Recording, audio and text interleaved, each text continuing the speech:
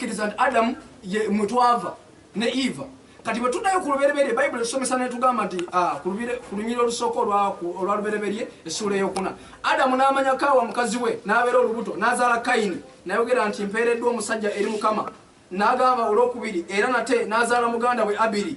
era Abiri n'abeera musumba wa ndiga naye Kayini n'aba mulimi kaŋŋende ku lwokuna olw'obudde Abiri naye n'aleeta ku baana b'endiga ze ababereberye n'amasavu gaazo Mukama n'akkiriza Abiri n'ekyawaddeyo olwokutaano ne Kayini n'ekyawaddeyo teyamukkiriza buliro olw'omusanvu agamba kaŋŋende ku lw'omunaana Kayini n'agamba muganda we Abiri agamba nti we baali nga bakkirira nga batuse mu nnimiro Kayini n'alyoka agololera ku Abiri muganda we n'amutta Kayini natta Abiri bwe tukkirira ku lunyiriro olw'17 Bayibuli esomesa ebigambo bino Kayini n'amanya mukazi we n'abeera olubuto n'azaala Enoka n'azimba ekibuga n'akituuma Enoka ng'erinnya ly'omwana we olunyiriro olw'18 era Enoka n'azaala Iradi n'azaala Makuyeri n'azaala Basweri olw'19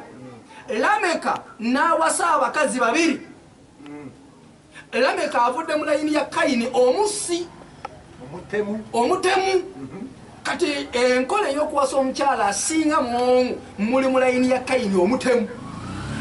senzi mu ssuula ey'okutaano eya lubereberye Bayibuli esomesa bweti olunyiriro olwokubiri omusajja n'amanya omusajja n'omukazi